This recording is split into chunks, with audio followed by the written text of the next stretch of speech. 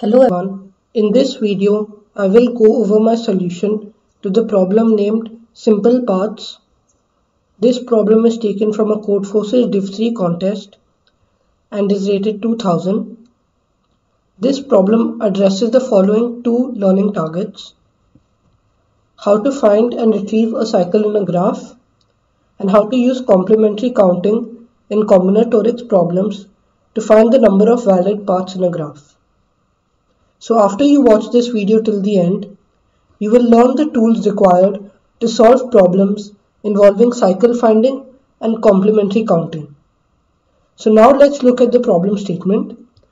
You can read the problem statement for yourself, but what the problem is essentially asking you to do is, given an undirected connected graph with n vertices and n edges, you need to find the number of simple paths in this graph.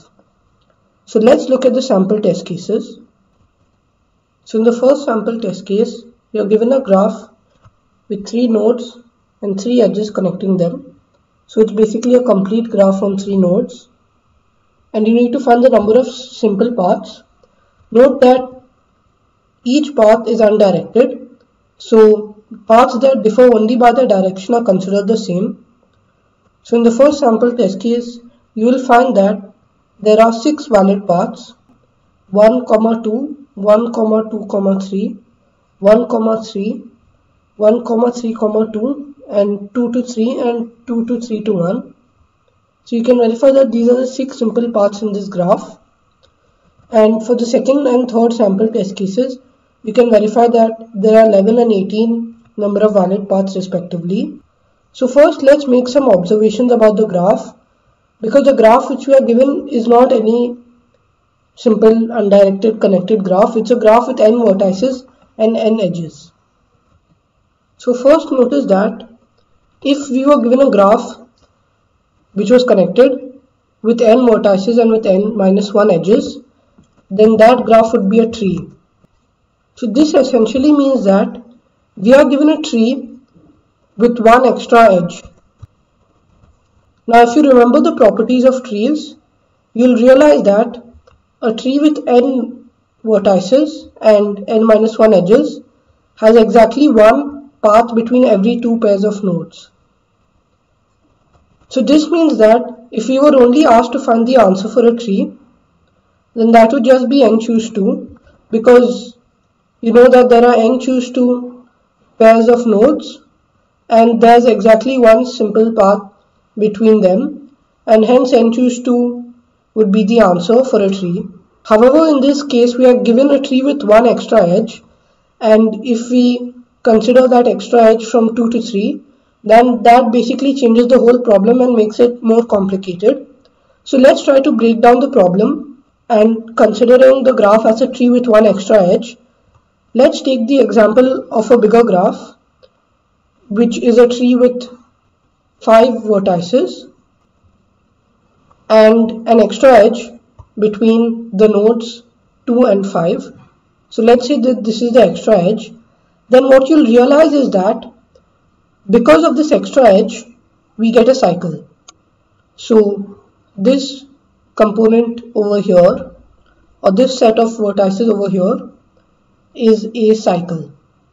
And in general, for any graph with n vertices and n edges which is connected, you'll realize that this graph contains exactly one cycle, and the remaining nodes other than the nodes in the cycle are subtrees of the nodes in the cycle. So let's understand this with the example above. So you'll realize that if I draw in some more nodes, the vertex 4, the node 4 and its children, which is 7 and 8, form a subtree of the node 3, which is part of the cycle.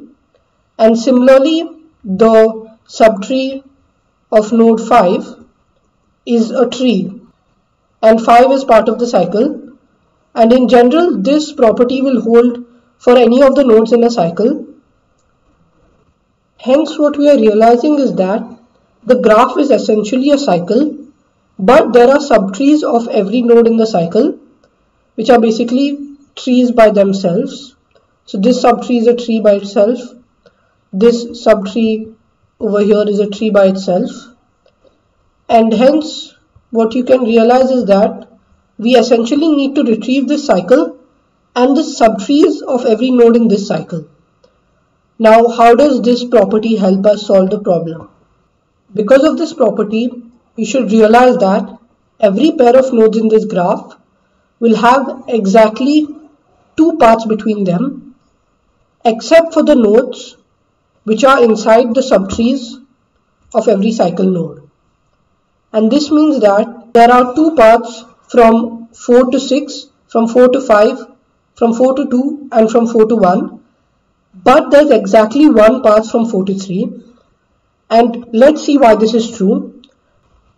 So in a normal tree, there is exactly one path from 4 to every other node. However, because of this extra edge over here, which is in blue, 4 will have two paths to every node, 5, 6, 2 and 1, because it could go either the normal way or it could go another way and take the cycle edge to reach 1, 2, 5 and 6. However, when 4 is exploring the nodes in its subtree, it can't go back and take the cycle edge because that would be an invalid path and that would cause a repetition of 4 in the path. And similarly, 4 can't visit 3 using two paths because of the same reason, that taking this cycle edge will cause a violation of a valid path. And hence we come to the conclusion that every pair of nodes has exactly two paths except for the nodes in the subtrees of every cycle node. And this realization helps us to use complementary counting.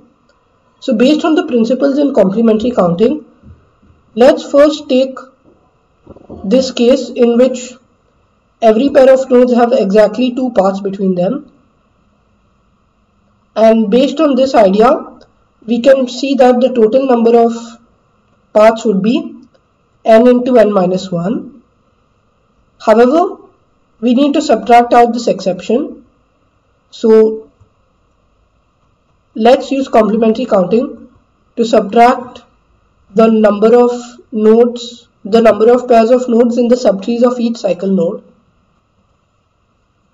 So this would mean that the final answer is just n into n minus 1 minus the sum of the subtree size of each cycle node, choose 2, and the sum ranges over all cycle nodes.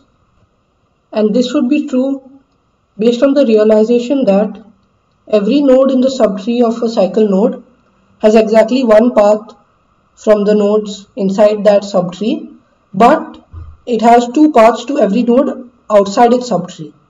So 4 has one path to the nodes 3, 4, 7 and 8, but 4 has two paths to every node outside the subtree of 3, and hence we need to subtract the cases in which we are overcounting or double counting, and those cases are precisely the pairs of nodes in the subtree of 3. So now that we have found an expression for the final answer, let's try to evaluate the term in the expression, which is the subtree size of each cycle node. So before we find the subtree sizes of each cycle node, we need to find the cycle itself. So the first part in our solution would be find the cycle nodes using a DFS, and the second part in our solution would be finding the subtree sizes of each cycle node. And you should realize by now that by subtree size I mean the subtree rooted at that cycle node, which would be basically 3, 4, 7 and 8, and that subtree does not include any other nodes. So the subtree rooted at 3 does not include 5 or 6 because they themselves, 5 themselves is a cycle node. So let's look at how we would find cycle nodes using a DFS.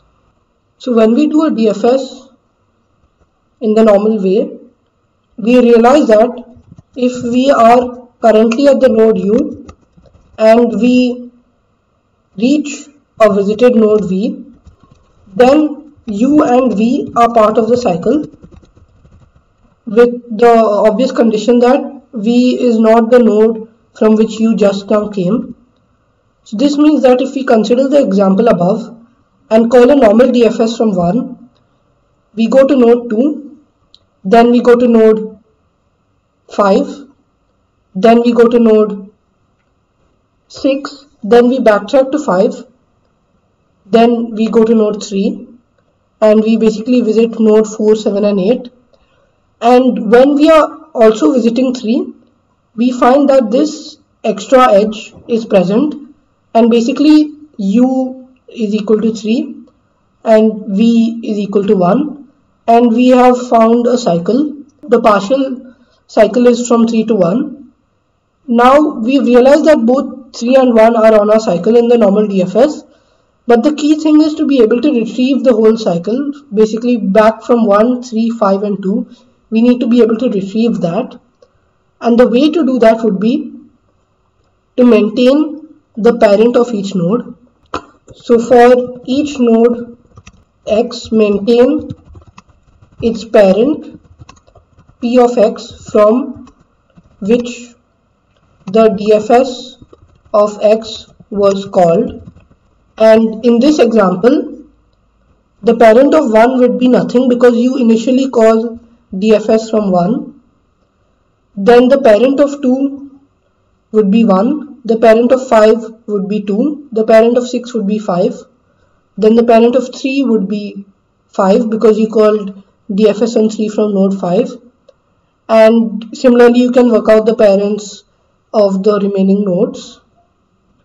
And now what you should realize is that once we go from the node 3 which has a parent of 5 to the node 1 which has a parent of -1, then if we just keep going back from node U backwards from the node to its parent, from 3 we go to 5 because that's its parent, then from 5 we go to 2, and from 2 we go to 1, we'll end up reaching at the node V. And this is the key idea. So when we reach the node V, when we realize that U to V is an edge and V is a visited node, then we can keep going back from U to V by following the parents of U until we reach V basically. So this is basically a while loop. So you can picture it as while U is not equal to V, you basically do U is parent of U, and basically cycle dot push back U, and by doing this you'll be able to basically retrieve the whole cycle, and the reasoning is as explained above.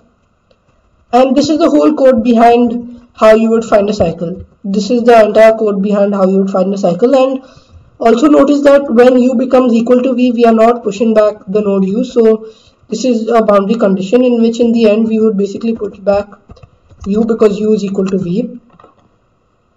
And these 4 lines of code basically tell you how to find the cycle nodes. Now once we have retrieved the whole cycle in the graph, we need to find the subtree sizes of each cycle node. And you could think of this problem as a DP on trees problem. So let's say that subtree size of U is the subtree size of the current node U. Then subtree size of U is just sum of subtree size of V for all children V. This would be the recurrence, and this is comparatively easy to see because let's say again that you are at a node 3. The subtree size of the node 3 would be the sum of the subtree sizes of node 4, and you know that the subtree size of node 4 is 3. So the subtree size of 3 would be 3 plus 1, which is basically 4. And one important thing to remember over here is that you add a 1 because U is also included, and also when we are at a cycle node U, we must consider V to be all adjacent nodes to U, the normal definition of a child, but we should not consider V to be another cycle node. And this basically means, returning to the diagram of the cycle node 3, we would not consider the node 5 to be a part of its subtree, because that violates the definition of the subtree, and hence when we reach and realize that 5 is a cycle node but 3 to 5 is an edge, then we'll basically continue the loop and we'll not consider 5 to be a valid subtree node of 3. And this basically summarizes the whole idea. And third and final step in our solution would be to compute the formula above, n into n minus 1, and subtract the subtree sizes of U, choose 2, and that would be the final step in our solution. So let's quickly look at the code for this problem, which summarizes the 3 steps in the solution. So in the code, first I've declared a global variable n, which is at max 2 into 10 to the 5.